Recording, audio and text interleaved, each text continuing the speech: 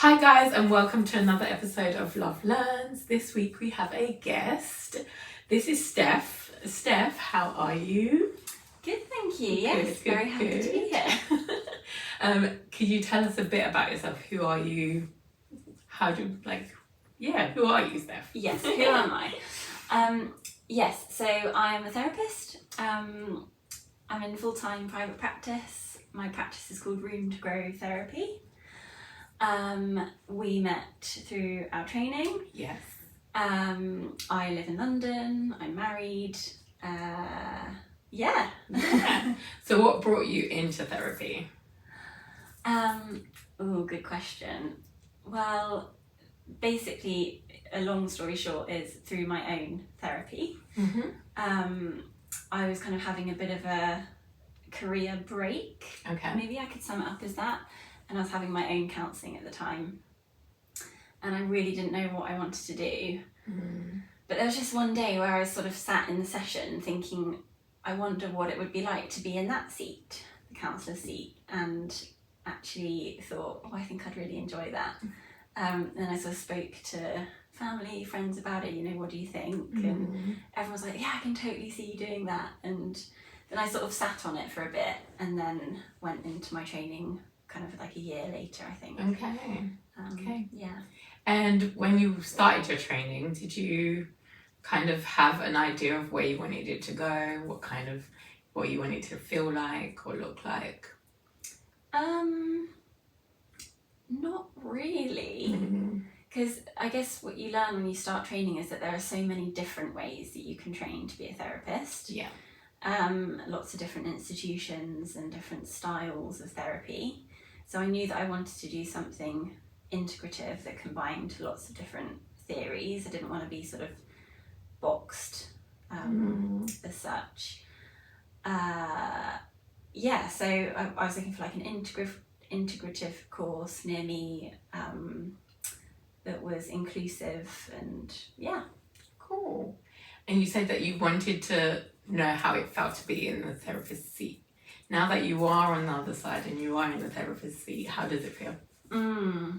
Really good. Yeah, I absolutely love what I do. I think it's so rewarding being able to journey with people through these difficult things that they're going through.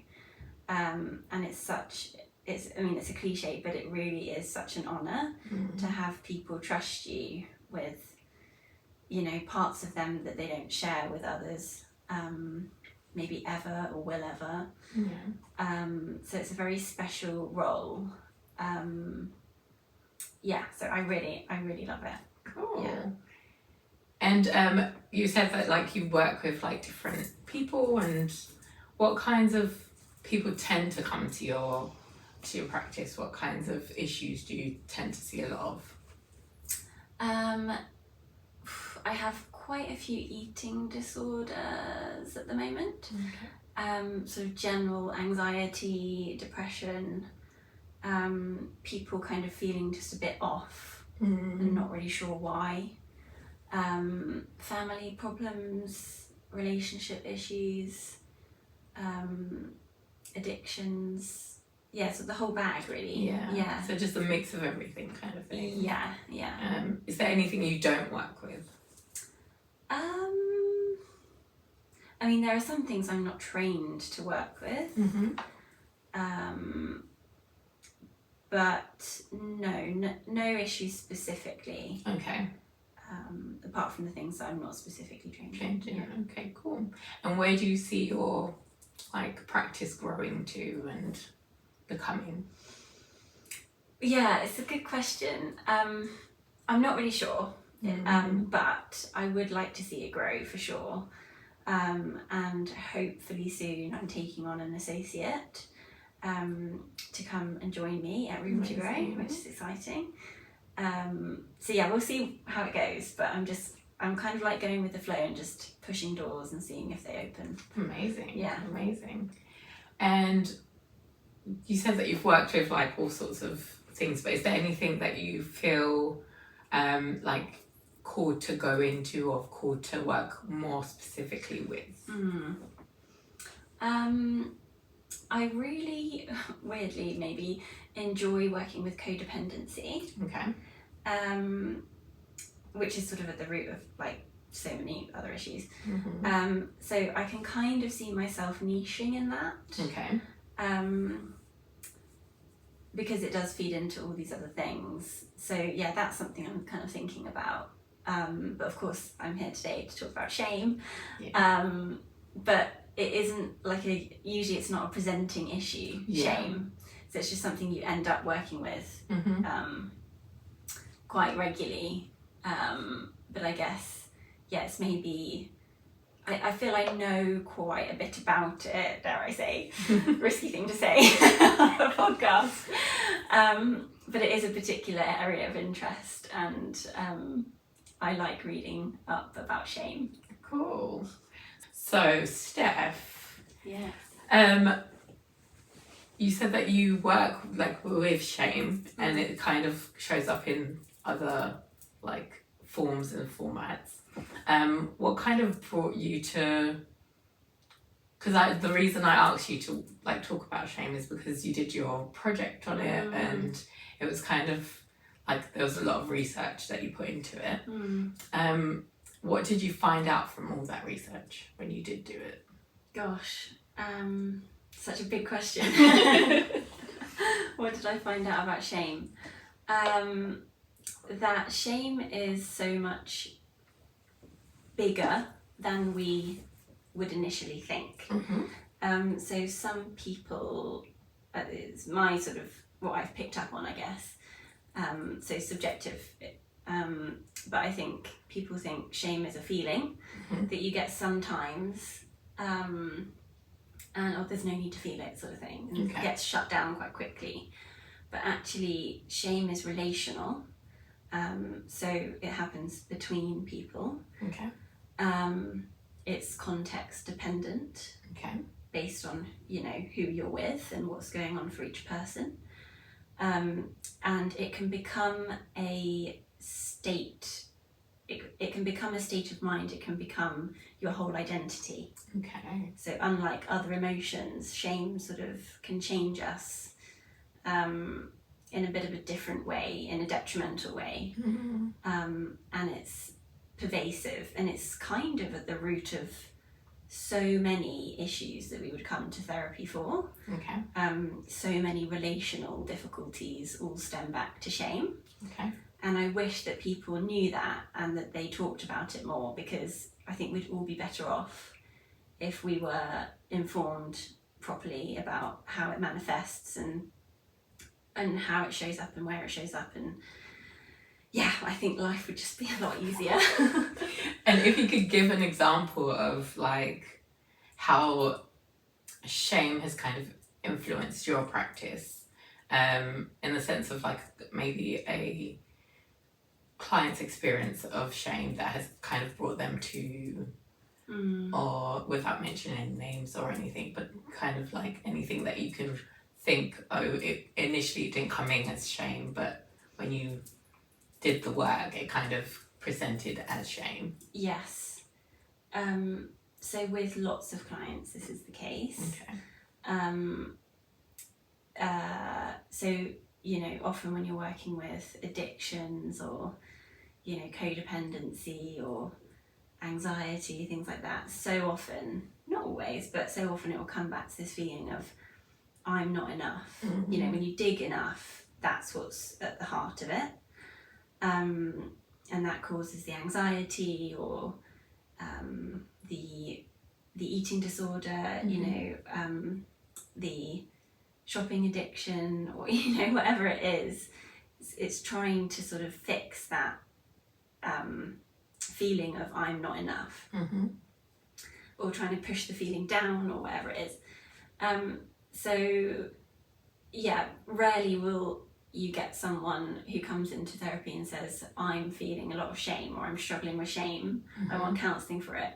But yeah, they'll come with like almost any other thing. Okay.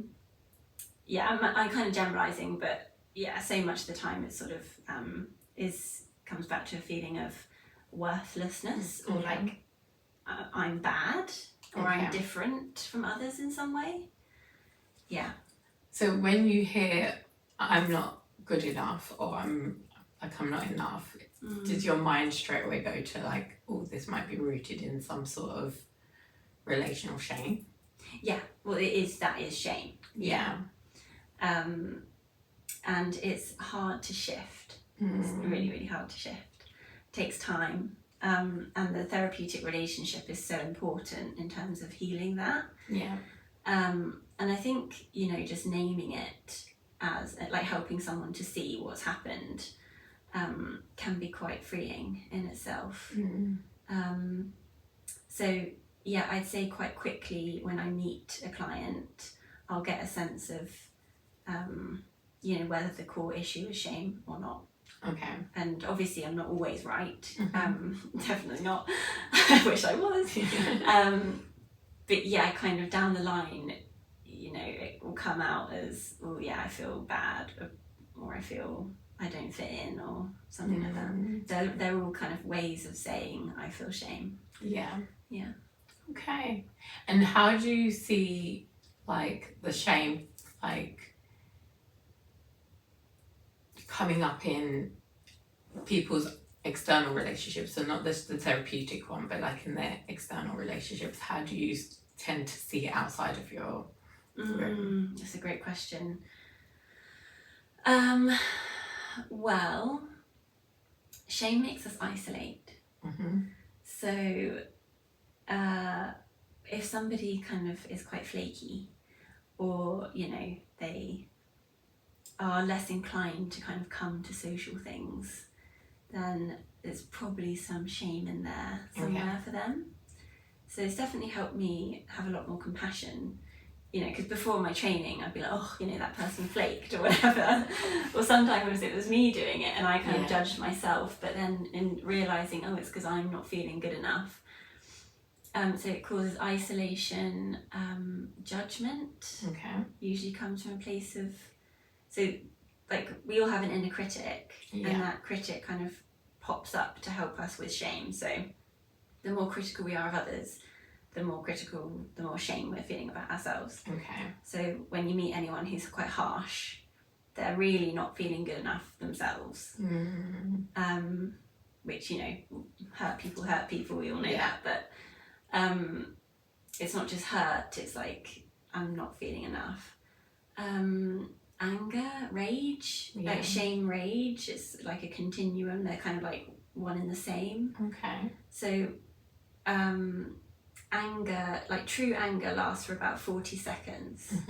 So anything beyond that, and it's rage. So people think like rage is just a worse version of anger, but it's not, it's a different thing.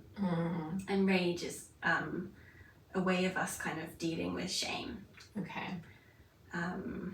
So, you know, sometimes you get the feeling that someone's quite an angry person. There will be shame in there somewhere for them, like they didn't get their needs met, we think it's because of us, blah blah.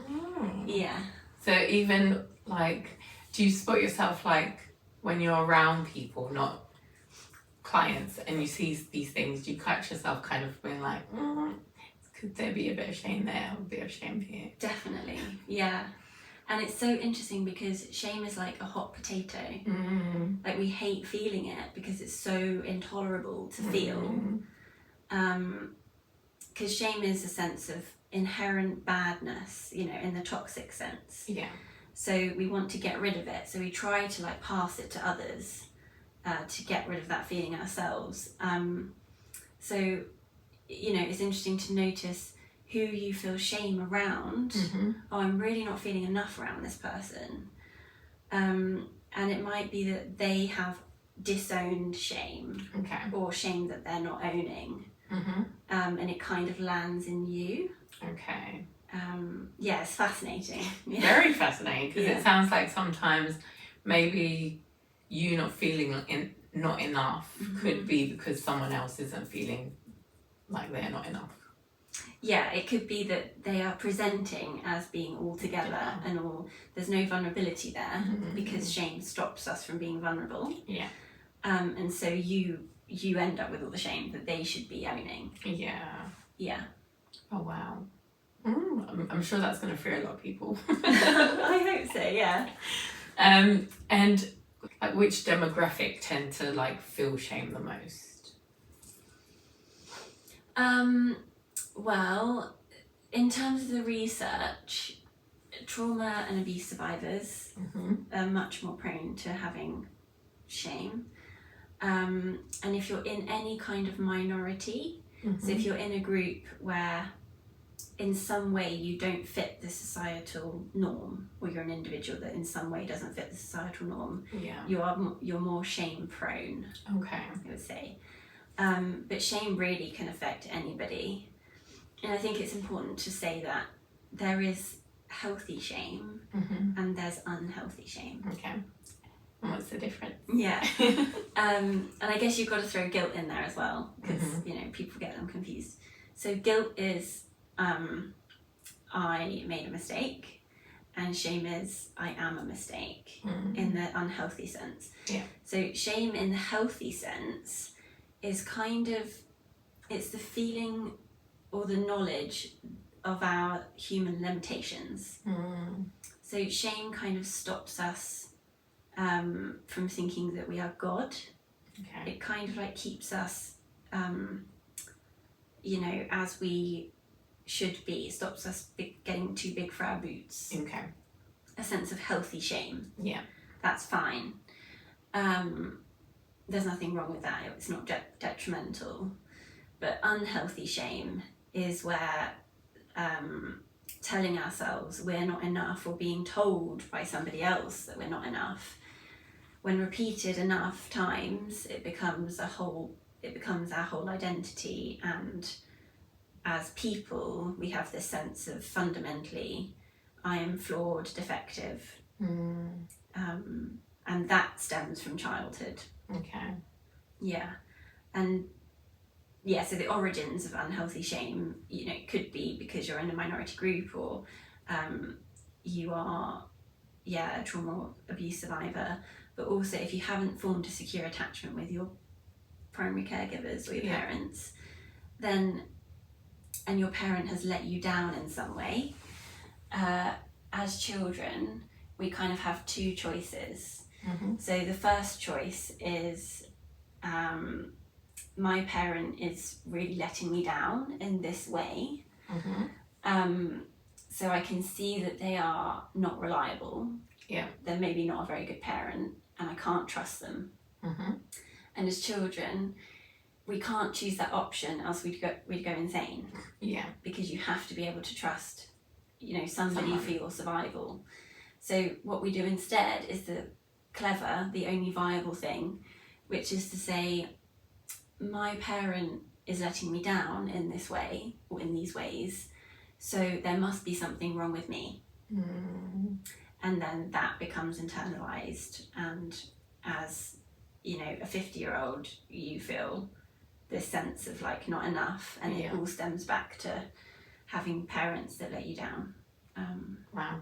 So that's sort of origins of it. Okay. And what if you did have a secure attachment, but later on in life gained some sort of shame? Where would that usually be rooted from? Well, I guess it wouldn't. Research suggests that it wouldn't root itself so deeply. Okay. If it's something that you experience later on. So if you've got that secure attachment, then you're probably going to end up with this sense that I am okay. As a person, I'm all right. I'm good at these things, I'm not good at these things, I'm okay with it. Sort of like healthy person. A strong sense of self. So when things happen to you after that, if you've got that secure base, you're going to recover more quickly. And they're not going to land so deeply in you. But if you haven't had that secure attachment, you're more likely to have a more fragile sense of self. Things impact you a lot more. You can't emotionally regulate. So your question was, sorry, what was your question? If you have a secure attachment and you do gain shame, like where else could it have come from? All sorts of things, like being mocked, embarrassed, you know, in a big way, being the survivor of abuse. Sadly, the shame doesn't just land with the abuser, it lands in the victim, because on some level we think, what is it about me that this happened to me? And that's such a shame. It's such a, you know, a travesty, really. That is what happens, because if we could see that this person who abused me, they have the issues. There's nothing wrong with me. It would be much better if we all kind of came from that place.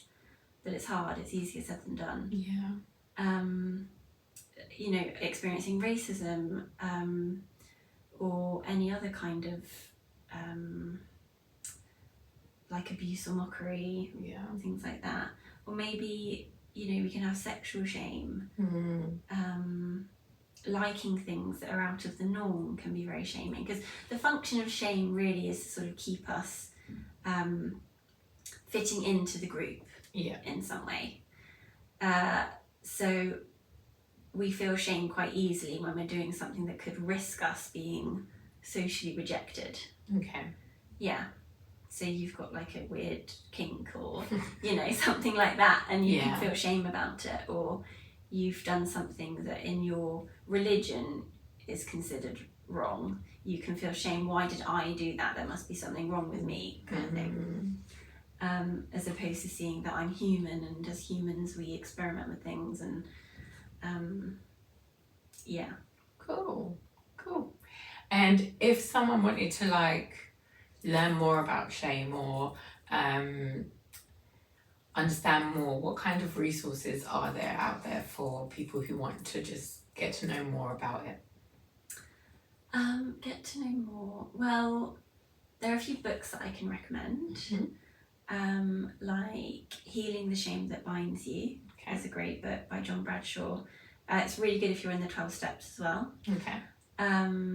If you're a therapist, Treating and Understanding Chronic Shame by Patricia DeYoung is really good. Caroline Spring has written a book on shame called, I think it's called Unshamed, which is really good. But ultimately, you know, like a therapist who knows about shame, and who is probably a relational therapist, or they use relational methods in their work, is really effective for treating it. But ultimately being just clued up on it, and willing to put the time and effort into shifting it, you know, because you're looking at like a lifetime's worth of build up, and it's not going to go in a few sessions. So it's being patient, and it needs to heal relationally, because it started relationally. Awesome. You have to learn how to co-regulate a little bit before you can start to have a sense of self-regulation in order to do that? Or do you think you can kind of get it done by just like reading books and understanding a little bit more on how you work, kind of, and how you are as a person? I mean, the books will definitely help with self-awareness,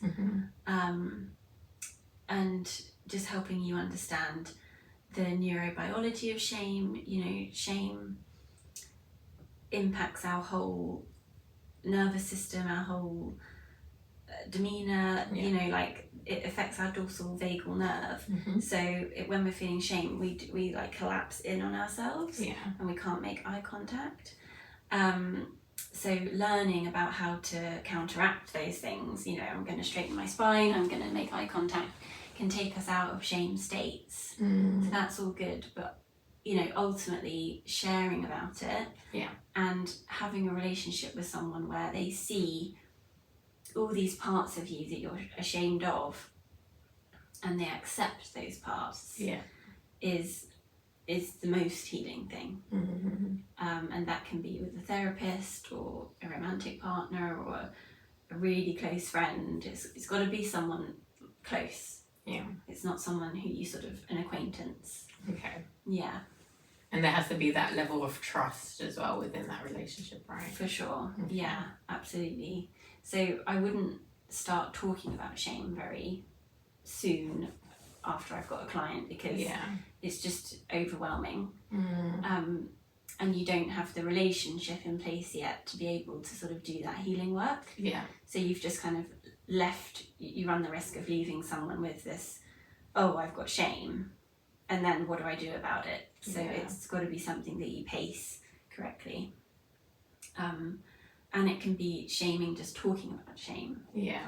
So takes like careful treading around. Which, to be fair, when it came in, it probably just imposed itself. So in order for you to kind of work with it in a good way, you need to kind of chip away at it a little bit rather than just fully going in, right, as a therapist. I think, you have to be patient and consistent, because you can almost, for a while at least, create that secure attachment that person didn't have. So you can it's okay to be reparative, and reliable and compassionate, and you don't switch, you show up all the time, and just that is very healing. So it's just being able to put in the time, I'd say. Cool. And is there anything else you want to say about shame? Anything else I would say about shame?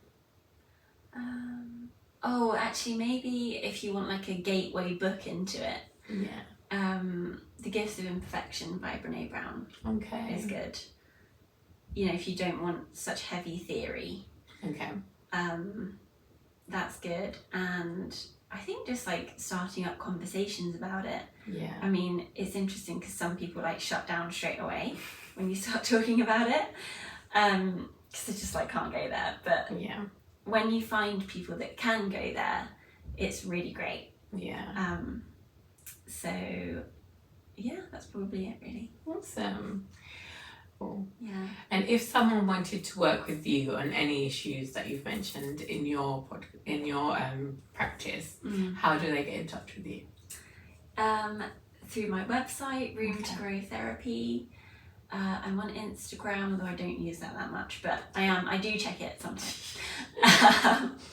And I'm on the BACP as well. Okay, cool. I'll link all of that in the description notes so that you can reach out to Steph if you would like to. So guys, on that note, we're going to end this episode, and I will see you guys all in the next episode next week. Take care, guys. Bye.